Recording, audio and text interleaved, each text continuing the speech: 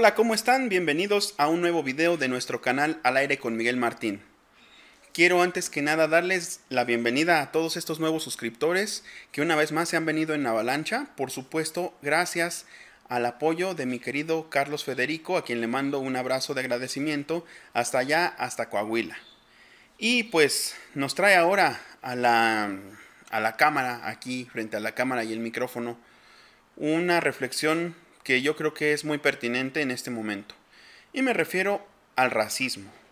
Me refiero a cómo había estado ese racismo dormido. Había estado a lo mejor aparentemente muerto. Sabemos que fueron durante siglos Europa y principalmente el mundo occidental donde el racismo fue el mayor cáncer realmente, fue el mayor, digamos, la mayor vergüenza de la sociedad durante muchísimos siglos. Todavía en Estados Unidos, que es lo más europeo que tenemos realmente aquí en América, el racismo se fue terminando, o más bien terminando, pero me refiero a nivel a lo mejor legislativo o educativo, durante los años 60. Y eso, la integración fue a base de sangre, sudor y lágrimas realmente. Y vemos ciertos retrocesos, pero los vemos no nada más con esto que pasó de George Floyd, ese que prácticamente fue un asesinato por parte de policías blancos en Minneapolis, Minnesota, este pasado 25 de mayo. No solo lo vemos con eso, lo vemos con muchas otras manifestaciones que se dan en las redes sociales, porque vemos que, por ejemplo, en Twitter, en Facebook y en todos estos sitios en donde se puede aventar la piedra y esconder la mano, hay muchas muestras de racismo, hay mucho bullying contra minorías, hay muchas cosas que parece que fueran divertimento, parece que fueran broma, pero que en realidad responden en muchas ocasiones a mentalidades recalcitrantemente retrógradas. Me refiero con esto a personas que todavía creen en la supremacía de la raza aria, de la raza blanca. Como muestra tenemos, por ejemplo, a grupos neonazis. Y obviamente pues esto se ha tenido que ir combatiendo de diversas formas. De hecho, la policía cibernética de diversos países no solo combate las manifestaciones que tengan que ver con la trata de personas o con el abuso infantil, sino también con este tipo de conductas que son racistas. De hecho, se pueden hacer denuncias en las redes sociales cuando se ve una manifestación racista. Como antecedente, por ejemplo, tenemos ese reciente remake de Los Cazafantasmas, en que la actriz Leslie Jones, una actriz afroamericana, actuó y bueno, aparte de que la película fue malísima, curiosamente la gente cebó sus críticas más contra ella, pero no eran críticas constructivas o bien que tuvieran que ver con su actuación incluso, con una mala actuación, con una eventual mala actuación, tenían que ver simplemente con su fenotipo. ¿A qué me refiero con fenotipo? Pues a que en antropología se designa como fenotipo lo que antes era raza. Digamos que antes decíamos raza, ahora decimos fenotipo porque es lo correcto en términos de que raza más bien sería para cuestiones biológicas o para cuestiones de la biología, y me refiero concretamente a taxonomías como de animales y plantas. Entonces, esto que pasó con la actriz Leslie Jones es solo una pequeña muestra, y no tenemos que irnos al ámbito internacional. En México no hemos escuchado en todo momento la palabra indio, la palabra chundito, paisano, naco. No la escuchamos en todo momento. No viene generalmente por parte de personas que realmente no tienen un nivel de instrucción o ni siquiera una fisonomía caucásica. Sin embargo, el racismo, como lo vemos en el día a día, siempre es una buena razón que encontramos. Una buena razón me refiero en términos obviamente negativos, porque es una razón estúpida que muchos encuentran para subirse un peldaño más en la escala social, realmente.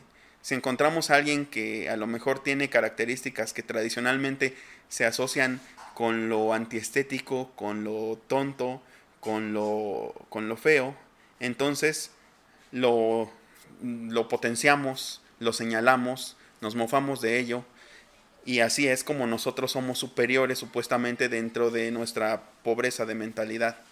Por ejemplo, también lo hemos visto en la televisión mexicana durante muchas décadas, cómo es que la figura del indígena se hizo parecer de tonto, de ladino, por ejemplo, también, de truculento, pero principalmente de iletrado, ¿no?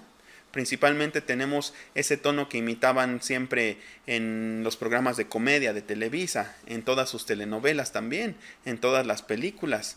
Ese tono que era un poco agudizado, como decir, sí, señor. Bueno, pues a que no saben de qué viene eso. Realmente en algunas lenguas indígenas, de tantas que tenemos en el país, ya saben como el purépecha, el otomí, el mije, el zapoteco, el náhuatl, que se habla incluso aquí todavía en algunas regiones del Valle de México, el agudizar la voz era una marca de cortesía.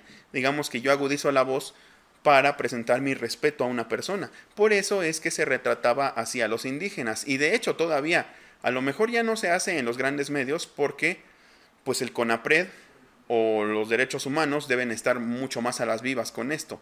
Pero en general, en la creencia popular, o bueno, en el habla popular, pues se sigue haciendo esta mofa tan lamentable de la figura del indígena, porque esa es la asignatura pendiente que hemos dicho siempre que tenemos nosotros. Tenemos también población afrodescendiente, por ejemplo, en Veracruz y en la costa chica de Guerrero y Oaxaca hay población afrodescendiente. Me refiero a generaciones de personas que provienen de los esclavos negros que traían aquí a trabajar los conquistadores españoles. Y pues toda esta gente tiene sus propias tradiciones, incluso matices religiosos que no son precisamente el catolicismo tradicional, sino que algunos hasta practican, por ejemplo, la religión yoruba o por ejemplo el palo mayombe.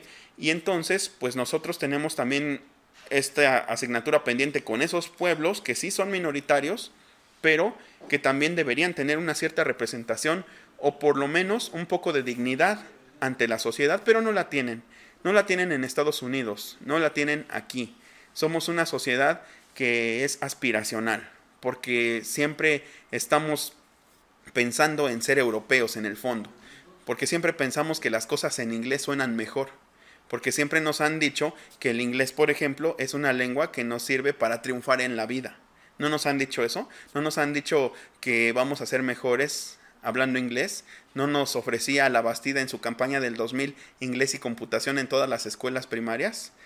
Y pues esto, ¿a qué nos lleva? A que simplemente vemos como superior a una figura idealizada que no tiene nada que ver con este ciudadano, George Floyd, con este ser humano que falleció con la rodilla de un policía sobre el cuello y clamando, I can't breathe, no puedo respirar.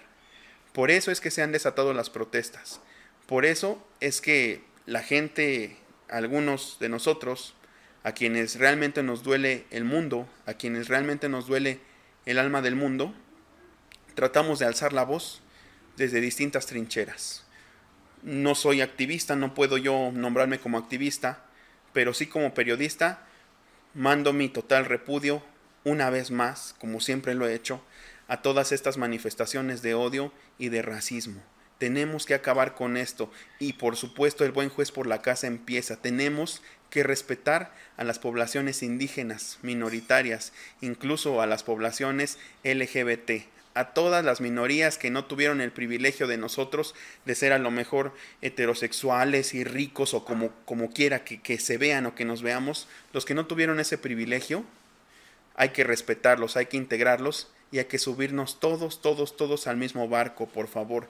Desde aquí una combinación, una invitación a la igualdad, a vencer los prejuicios, a poner por delante la buena voluntad y el amor al prójimo. Y también otro asunto reciente que me tiene compungido es la muerte de un gran actor que es Héctor Suárez. Héctor Suárez, quien encarnó a muchísimos personajes en películas mexicanas, algunas de mayor calidad que otras, pero en general siempre se distinguió por ser una persona con una conciencia política a prueba de todo. Se llegó a enemistar con Salinas, supuestamente, aunque Salinas ya sabemos era un excelente estratega, y entonces lo citó en cierta ocasión en su oficina durante los años 90, y cuando Héctor Suárez pensaba que Salinas lo iba a recibir con una regañiza o con una actitud coercitiva, se le puso enfrente y le dijo: maestro de maestros, siga usted haciendo lo que quiera, usted tiene carta abierta y manga ancha en la televisión mexicana. Y como dijo que en Televisa, cuando en ese tiempo estaba en Televisa, lo estaban un poquito coaccionando, un poquito coartando en su libertad de la sátira, entonces fue cuando se lo jaló a lo que en ese tiempo era Imevisión, que posteriormente se convirtió en TV Azteca al privatizarse y ser comprada por Ricardo Salinas Pliego.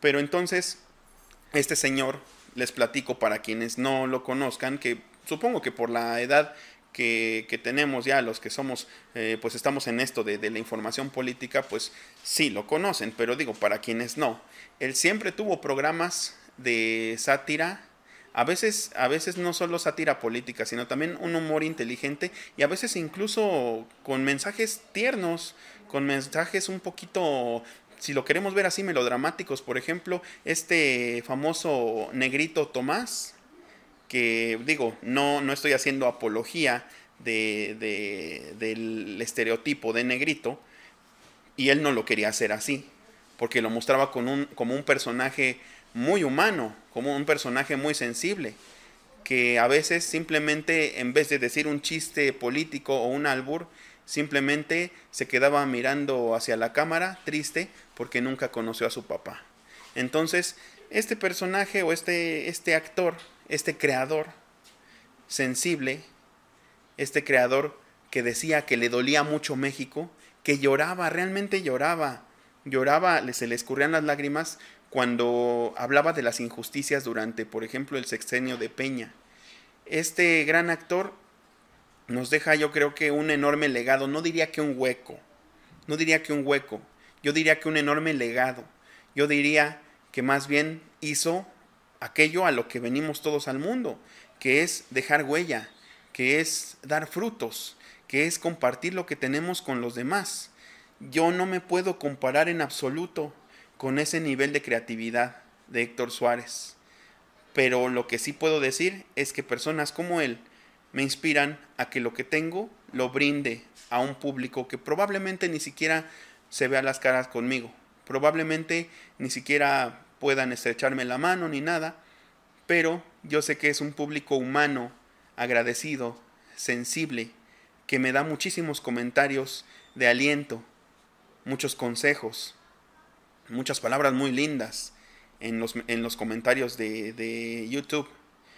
Y pues lo mismo, imagínense una persona que durante generaciones, millones, vimos su trabajo y sobre todo nos dimos cuenta de la conciencia política que tenía, pues yo creo que merece mínimo un homenaje que junto con este hermano caído, George Floyd, voy a hacer en esta ocasión, pero obviamente no sin antes pedirles que se suscriban, que le den like, que compartan, porque ya saben, aquí tenemos análisis político, tenemos análisis histórico y también tenemos un poquito de música. En esta ocasión, la música no viene por parte mía en cuanto a la letra, como ha sido en las anteriores ocasiones. En esta ocasión no quise yo componer una canción con base en la música de otra canción popular, porque sentí que a lo mejor hoy ameritaba algo un poquito especial.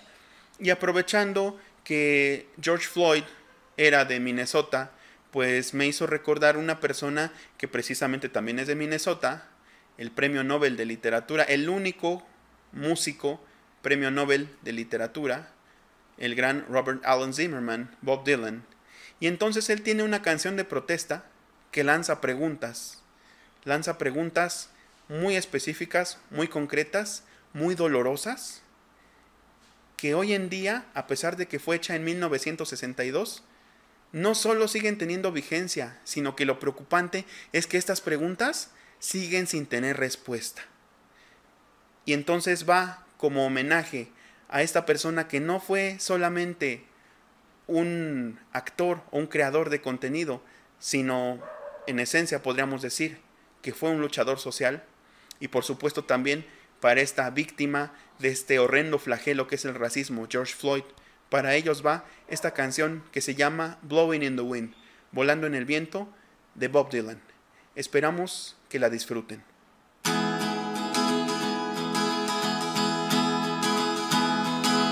How many roads must a man walk down before you call him a man? Yes, and how many seas must the white dove sail before she sleeps in the sand?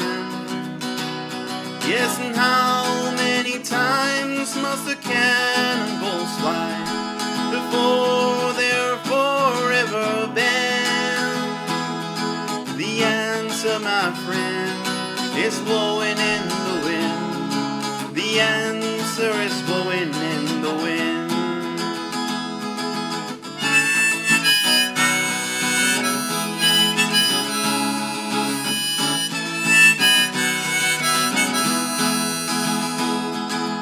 How many years can a mountain exist before it is washed to the sea?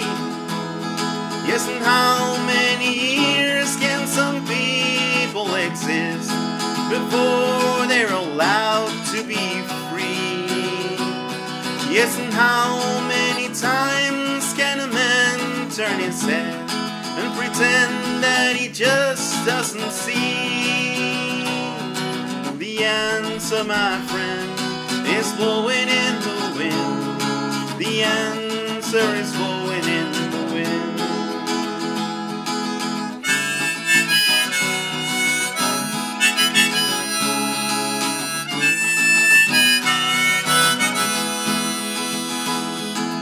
How many times must a man look up before he can see the sky?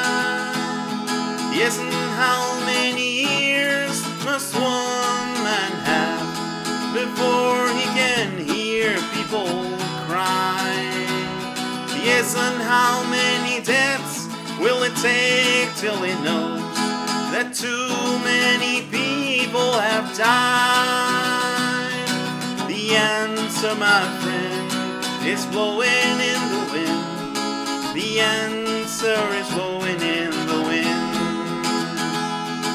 The answer, my friend, is blowing in the wind. The answer is blowing